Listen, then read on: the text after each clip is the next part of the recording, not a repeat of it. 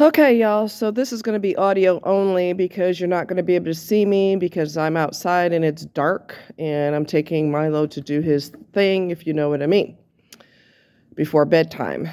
So, in case any of you have been through this before, I finally got rid of the person who I was a better friend to her than she was to me. She's the one that was determined to have a married man. She started getting angry that he was married. She started getting angry at the wife. She started getting an attitude as if to say, she better not approach me because I'll give her some of this and she don't want none of this and all this other, when in reality, she was doing the wrong thing. You don't get mad at somebody's spouse when you're trying to take their spouse away from them, but this is a type of entitlement. If I want something, I should be able to have it, and I don't want to hear any excuses, and I don't want to hear that the person is married. I don't want to have any obstacles in the way. When I want something, I want it. That is, to me, sounds a lot. I mean, it sounds to me like narcissism to me, honestly. Her mother treats her like a prima donna. She has never wanted for anything. She has been spoiled to death ever since she came out. Her father left her life when she was younger, and so she craves men because she never had her father in her life. When Christmas time rolls around, and her mom puts her in a luxury apartment. She's only 28. She has a luxury apartment. She has a fancy car. She has expensive clothes. She makes a long list, and I mean a list. Not 2 or 3 things. She makes a long list of what she wants for Christmas. She is accustomed to having her way. She expects her way. She does not want to hear any reasons why that's a bad idea. Okay? Now, when you look at grandiosity and you look at entitlement with no logic behind it, you're looking at narcissism. Okay? And as you guys know, I intervened on her. And I basically told that guy to leave her the hell alone because what he was doing was dead wrong. Did she see what he was doing was dead wrong? Absolutely not, because she had her eyes on what she considered to be the prize, and she's going to have him no matter what. And so I intervened. And then she had stopped speaking to me, and her mom helps her pay bills. There's nothing that she ever wants for.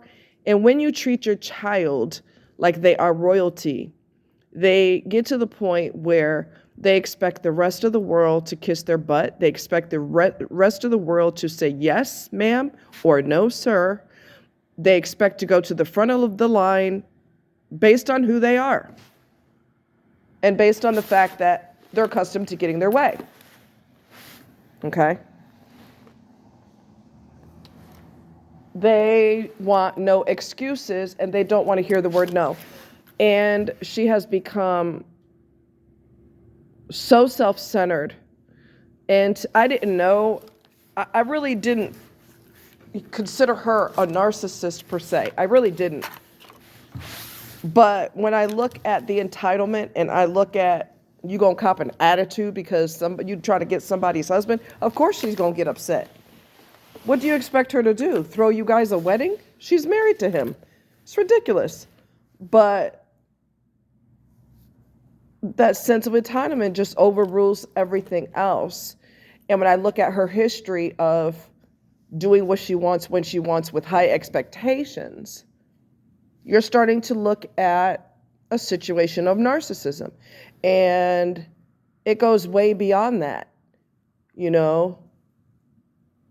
There were some things that happened at the roof the other night that were disturbing. I shared those with her, and her response was, I gotta go. That's when I decided I'm done with her forever. I cannot do this anymore. I cannot deal with someone who doesn't give a shit about anyone but themselves.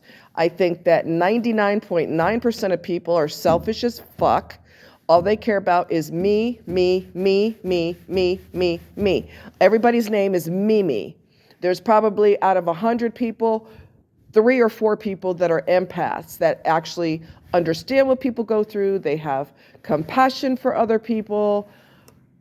But, she used me up for all the hours that she wanted, trying to find ways to justify being with this married man. I counseled her for I don't know how many hours. And that was cool because she was using me up for my time. But when I needed to vent, she really wasn't interested. So, you know what? Fuck off. I don't want to be friends with you either. And I said, I can't do this with you anymore. You don't really need any friends. You've got your family. And that was it. That was it. That was all she wrote. I'm not going to tolerate selfishness anymore. I will not. Now, if that means that because the percentage of selfish people is so high that I'm guaranteed to have almost no friends, well, then that's the way it's going to go down, because I will not tolerate selfish individuals anymore. I'm sick to death of it. And I'm not going to bend over backwards for you. I'm not going to do flips in the air like a seal doing tricks at a show. I'm not going to freaking do it because I'm sick and tired of being used. I'm sick and tired of being tossed away when the person doesn't want me or doesn't need me anymore. And when her mother dies and cannot kiss her ass anymore, she probably won't survive much longer after that. And she's actually made that comment. I don't know what I'll do. I probably won't be able to survive without her. Damn right, because she lays down rose petals everywhere she walks practically, even though they're in 2 different states. So I'm just done with it. I'm tired. The percentage of selfish people is so high, it breaks the Richter scale. And, sorry, I'm just looking to make sure everything's cool. So I'm just done with it. I'm tired. I'm exhausted with it. The things that happened at the roof, I met a Karen and Ken's, which is the male version of Karen. I call them Ken's. I asked them, there were igloos on top of the roof. I asked, one of them, do you mind if I, join you? And they said yes. Well, after about 7 to 10 minutes, they sneaked and creeped. One of them sneaked and creeped and then told security. And security asked me to leave the igloo. There was absolutely no excuse for that, you motherfucker. If you didn't want me in here, all you had to do was say, well, this is for a private party. We actually rented this. I even mentioned that people usually rent them and they're not that expensive if everybody chips in together. So these are entitled Karen. She was such a snotty bitch. Sat there like she ain't never had to brush her teeth. She wakes up with minty fresh breath every day. I can't stand people like that. And the guys were relatively friendly, but they were backstabbing. So I found out who the general manager of the hotel is because the roof is in a hotel. And I also have another manager that I emailed both of them today, and hopefully they will address this situation tomorrow. I said another thing that needs to happen is there needs to be a sign on the igloo that says reserved, so that people know when they walk up to it that they cannot approach there. Now, if there's an igloo without reserved, you're free to go in there, have a chat, get a drink, whatever it is you want to do. Not whatever it is. I mean, you can't get freaky in there. Let's not get crazy. Whatever within reason that you want to do in there, order some food, whatever it is you want to do, that's cool. But I thought it was shady what they did. I thought it was childish. I thought it was asinine. I think you should be a mature adult and say to me as another mature adult, hey, we rented this out, so, we're expecting other friends and that kind of thing. And I would have said, oh, I didn't know, I'm sorry. And that would have been the end of it. It wouldn't have been backstabbing and bullshit, which is what everybody does nowadays, backstabs other people. Okay? It's their favorite thing to do. If they're not ruining someone's life, they're miserable. Anyway, it didn't ruin my life, but I'm just saying they're just uncalled for.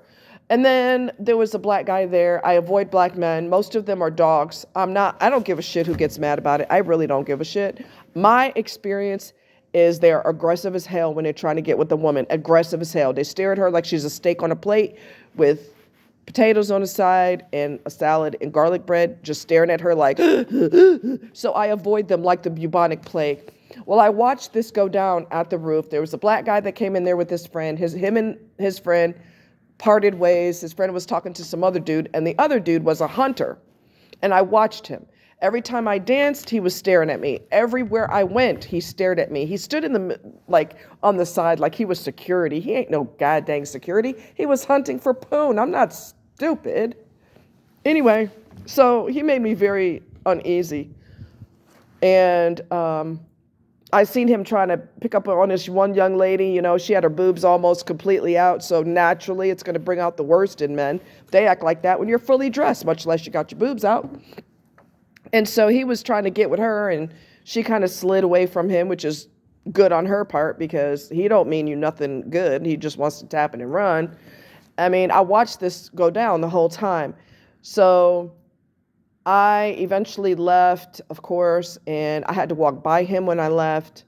And I didn't want to walk by him at all because I don't trust you and you're a predator and you're treating women like they should be hunted. I hate being hunted. I'm not a deer. I'm not a rabbit. Don't hunt me. Anyway, so when I walked by him, I walked by really, really fast and I got the hell up out of there. And so it worked out really, really good. He didn't try to approach, but I also hit my Noon light, which is a security app on my phone.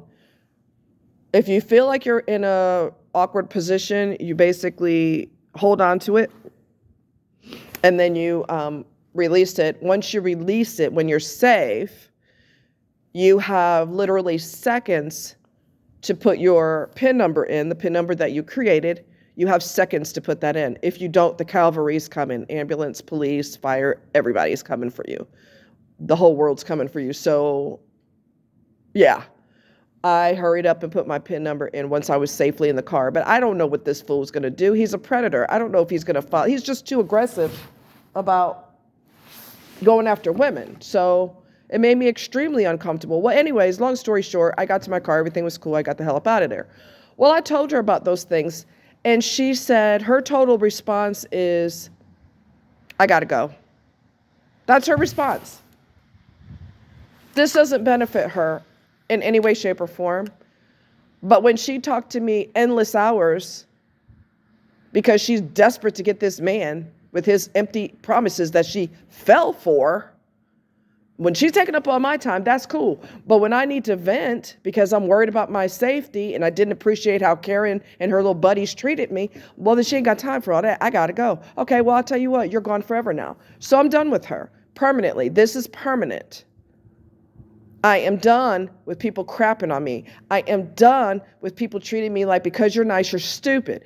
Because, you know, you're sweet and because you go above and beyond, you're a perfect victim for me. No, no, no, no, no.